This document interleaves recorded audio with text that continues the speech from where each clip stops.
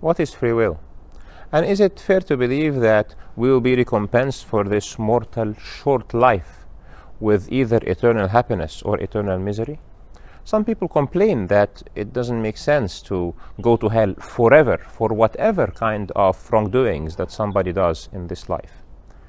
But is this a fair argument, and is it consistent with the reality of what this life is?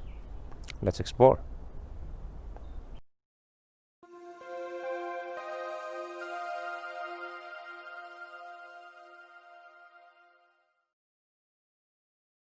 Good day, everyone. We look around us and we see all those sorts of life forms. We see a cat, we see a sparrow, we see an elephant, we see an insect. Each of them is governed by specific rules in its life. The cat will run after mice. The cat is a wild animal. The dog likes human beings.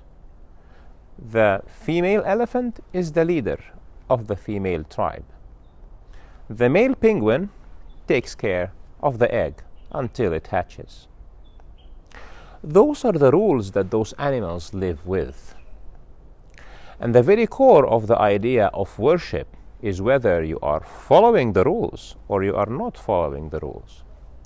There is no rebellion among lions that the male lion is the king, and there is no rebellion among female lionesses that they will still do the hunt, and maybe the male lion will take a nap today until they bring the prey. All those creatures just work with the rules. The bee will go and collect honey and put it in the beehive, and it will just do this work. The bee workers will do the work and will serve the queen. They will do the work. There will not be a revolution among bees that they do not want to make this honey anymore unless they are making use for it.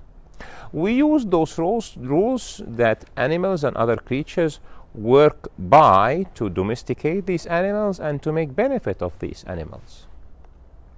But the human being is different. We have free will. It means that somebody might be born in a working class and he would work hard and he would become rich.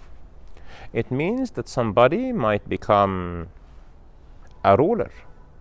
It means that somebody might revolt against the social norms and say no. It means that the culture and the habits and the ideas and the social structures and the relationships between people in one human society is different from a different human society. And even in the same society, some people might have very different ideas about life. Ideas about economics, ideas about psychology, ideas about every single aspect of life. Different nations that are bordering each other might have completely different laws and completely different legislations. Humans have this ability to create rules, and they also have ability to break those rules. And one of those rules is the most important rule, which is, who is your God? And by who is your God, it means who do you worship, and by who do you worship, it means which rules do you consider supreme? All the creatures and animals and insects and birds and marines creatures on the face, and even plants, work with the rules that have been set by the creator of the universe, and this means that they worship, and they worship the one who has put these rules, which means if you believe in God, it means that they worship God. But how come we have this ability? What is the price for this ability? The last message to humankind, the Quran, which is the message of the religion of Islam, tells us that God has given to the human beings this opportunity to choose either to obey willingly or to obey like the other creations, to follow the rules without having the ability to go against the rules. He has created other intelligent beings like the angels, who are smart, but they have not the ability to disobey the rules. And among all the creatures, among all the material creatures that we know about, humans have said we accept the challenge. And this challenge is essentially a contract. And the contract is, if you have free will, against that, you will have eternal life. If you exhibit in this mortal life, on this planet,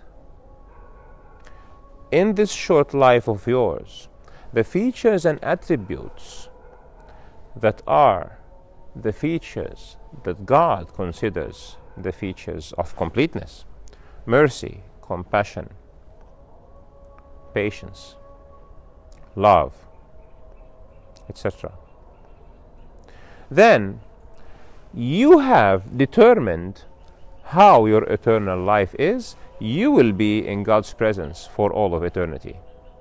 If in this life, after you have vowed to take the challenge, you break the contract, and you break the rules, and you disregard worship for God, and you make your own rules, and you live by them, then alas, in the afterlife, which is eternal, you cannot be on the side which will be in God's presence and in God's eternal happiness. There is no other place except being in the shadows, being away from the intimate feeling of God's presence.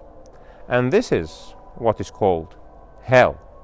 We are living in a material life, and God gives us this image of paradise, which is the place where you are living in close proximity to God's love.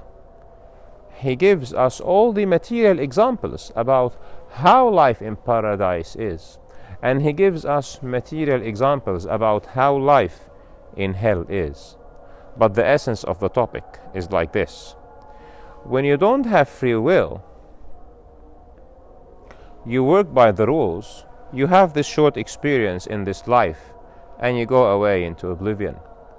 But as you have accepted the challenge of free will, you will live this life as a test, as a way to choose your path.